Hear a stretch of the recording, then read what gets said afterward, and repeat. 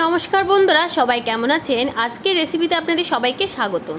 আজকে আমি রান্না করতে যাচ্ছি নতুন আলু, করলা এবং পটল দিয়ে বোয়াল মাছের পাতলা ঝোল।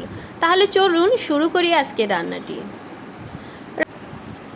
প্রথমে চুলায় একটি ফ্রাই প্যান বসিয়ে দিলাম। ফ্রাই প্যানটি ভালো মতো গরম হয়ে এলে পরিমাণ মতো সাদা তেল দিয়ে নিব। এরপর তেল গরম হয়ে এলে বোয়াল মাছগুলো দিয়ে ভালো করে লাল লাল করে এপিট ওপিট ভেজে নেব।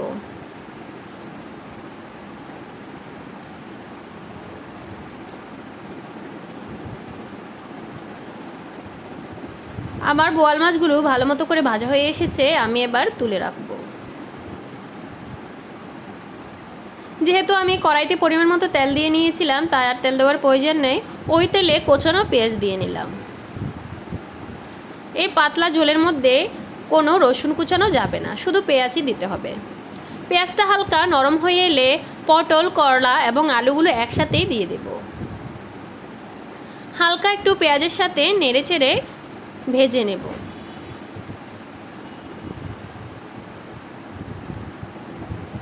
মোটামুটি ভাজা হয়ে আসলে আমি 2 চা চামচ আদা বাটা দিয়ে নেব।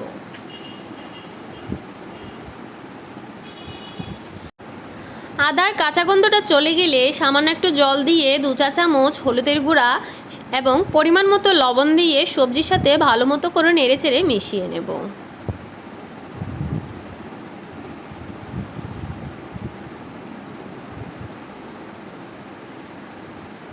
মিনিট 2 হলুদ আর লবণ দিয়ে সবজিটা ভালো করে কষিয়ে নেওয়ার পর এতে দিয়ে দিলাম 2 চা চামচ লঙ্কার গুঁড়ো, 1.5 চা চামচ জিরের গুঁড়ো। আপনারা চাইলে এখানে জিরে বাটাটা ব্যবহার করতে পারেন। জিরের গুঁড়ো আমি সবসময় বাসায় তৈরি করি, তাই আর বাটতে হয় না। এটা দিয়েও অনেক টেস্টি হয়। একটু একটু জল দিয়ে আমি মশলাটাকে সবজির সাথে ভালো করে কষিয়ে নেব।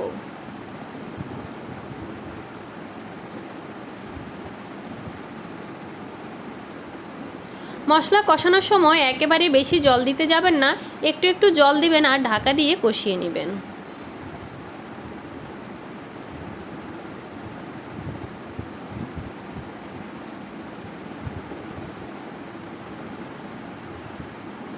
যেহেতু আমি এটা পাতলা ঝোল করব, তাই বেশ খানিকটাই আমি জল দিয়ে নেব।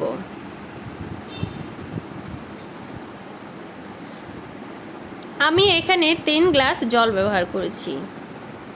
আপনারা আপনাদের পরিমাণ বুঝে জলটা ব্যবহার করবেন।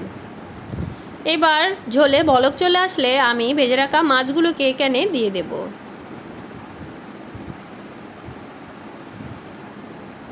সবগুলো মাছ দেওয়া হয়ে এলে মিনিট 5 রান্না করে নেব।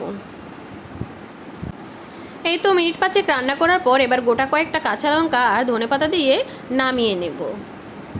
এবার গরম গরম পরিবেশন করুন সাদা ভাতের সাথে। ভিডিওটি ভালো লাগলে অবশ্যই লাইক কমেন্ট করবেন এবং চ্যানেলটি সাবস্ক্রাইব করবেন। ধন্যবাদ সবাইকে।